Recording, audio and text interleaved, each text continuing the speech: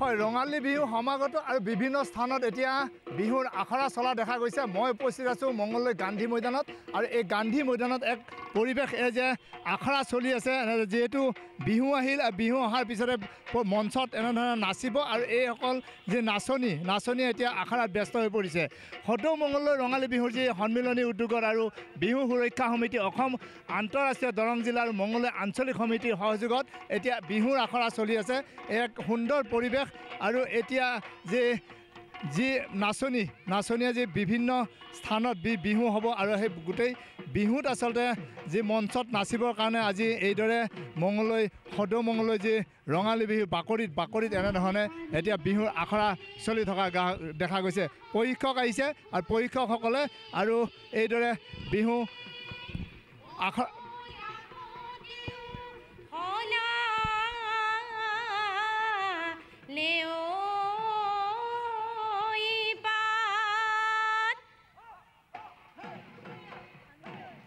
कुली के टेकिए इनाले बिना ले ओ बिहू बिहू लागी से गान।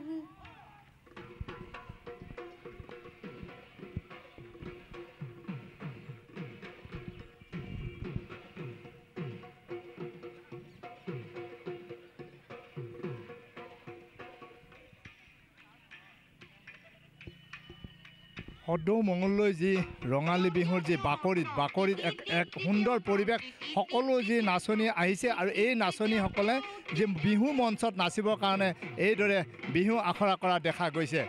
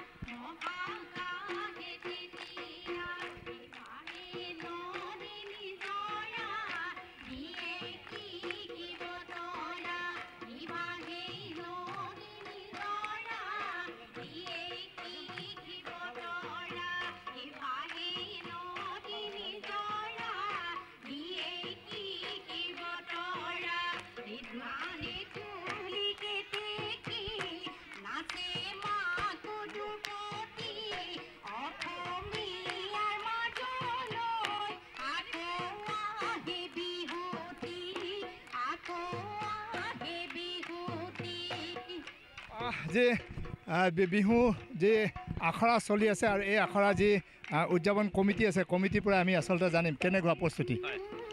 আমাৰ আখৰা 5 দিনীয়াকৈ আখৰা আৰম্ভ হৈছে। এইখিনিতে আমি 71 সংখ্যক সদৌ মংগলদৈ ৰঙালী বিহু সন্মিলনীৰ তৰফৰ পৰা সমগ্ৰ অসমবাসীকে আগন্তুক ৰঙালী বিহুৰ শুভেচ্ছা আৰু সেৱা আগবঢ়াইছোঁ। আমাৰ 5 দিনীয়াকৈ কৰ্মশালা আগবঢ়োৱা হৈছে আৰু অসমৰ বিভিন্ন প্ৰান্তৰ বিহুৱতী আৰু ঢুলীয়া আহি পেলাই আমাক ইয়াত আজি আমাৰ মংগলদৈৰ এই বিহুতলীত 71 সংখ্যক এই সদৌ মংগলদৈৰ বিহুতলীত তেওঁলোকে কণ নতুন প্ৰজন্মৰ ল'ৰা ছোৱালীসমূহক এই বিহু নৃত্য আৰু আন পেঁপা ঢোল এই আটাইখিনিৰে আৰু জেং বিহুৰ প্ৰশিক্ষণ দি আছে। আৰু সুন্দৰ পৰিৱেশ এটা হৈছে। অভূতপূৰ্ব সঁহাৰি মংগলদৈবাসীৰ, অভূতপূৰ্ব সঁহাৰি দৰংবাসীৰ, অভূতপূৰ্ব সঁহাৰি। প্ৰায় 300ৰ ওপৰত আমাৰ শিক্ষাৰ্থী ইয়াতে একেলগে লগ হৈছে, মিলিত হৈছে। এইখিনিতে মই অভিভাৱকসকলক ধন্যবাদ জ্ঞাপন কৰিছোঁ যে নতুন প্ৰজন্মক জাতিৰ আয়ুস ৰেখা ৰঙালী বিহুৰ লগত একাত্ম কৰাৰ যি প্ৰয়াস, মহান প্ৰয়াস, এই প্ৰয়াসত মোবাইলৰ পৃথিৱীখনৰ পৰা এই যিখন আমাৰ জাতিৰ যিটো আয়ুস ৰেখা, এই আয়ুস ৰেখাৰ লগত একাত্ম কৰাৰ যি সদিচ্ছা, এই সদিচ্ছাক মই ধন্যবাদ জনাইছোঁ। আৰু আমাৰ বিহু আৰম্ভ হ'ব 12 তাৰিখৰ পৰা। 12 তাৰিখৰ পৰা আমাৰ সদৌ অসম ভিত্তিত মাৰাথান আৰু চাইকেল চালন প্ৰতিযোগিতা। তাৰ লগে লগে সদৌ মংগলদৈ ৰঙালী বিহুৰ যি এই 71 বছৰৰ পৰিক্ৰমা, এই পৰিক্ৰমাৰ যিগৰাকী প্ৰথম সম্পাদক আছিল ফুলেন্দ্ৰনাথ চহুৰীয়া, তেখেত এতিয়াও আমাৰ মাজত আছে। তেখেত দুৰন্ত তৰুণ। তেখেতক উপজা দিনটো 12 এপ্ৰিল আমি সদৌ মংগলদৈ ৰঙালী বিহু সন্মিলনীৰ তৰফৰ পৰা এই বিহু বাকৰিতে আমি উদযাপন কৰিম। আৰু 14 তাৰিখে আমাৰ গৰু বিহু।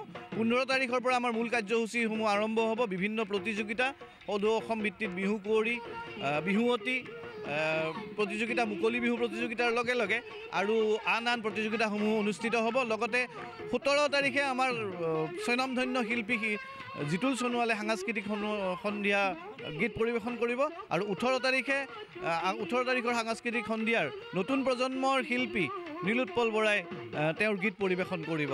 ইয়াৰ লগতে স্থানীয় শিল্পীসমূহ আৰু অসমৰ বিভিন্ন প্ৰান্তৰ বিহু দলে ইয়াত বিহু প্ৰদৰ্শন কৰিব। অসমীয়া জাতি জীয়াই থাকিলেহে বিহু জীয়াই থাকিব। আৰু এইদৰে এতিয়া যি মঙলদৈ যি গান্ধী মৈদানত আৰু এনেধৰণে আজি এতিয়া আখৰা দেখা গৈছে। কি ক'ব? সুন্দৰ পৰিৱেশ, বিহু নচুৱাইছে আৰু যি মঞ্চত যে বিহু হ'ব মঞ্চত এইসকল নাচনীয়ে নাচিব। এইসকল নাচনীয়ে নাচিব, খুব ভাল লাগিব আচলতে এইসকল নাচনী। আৰু আটাইতকৈ বেছি ভাল লাগিছে আচলতে অসমীয়া বিহু থাকিলেহে আচলতে অসমীয়া জাতি জীয়াই থাকিব। সেই গতিকে এইসকল বিহুৱতীক লৈ পিনে আমি আচলতে আখৰা কৰিছোঁ আৰু খুব ভাল লগা এটা কথা। আৰু এইসকলে এইবাৰ মঞ্চত নাচিব, বিহু পৰিৱেশন কৰিব।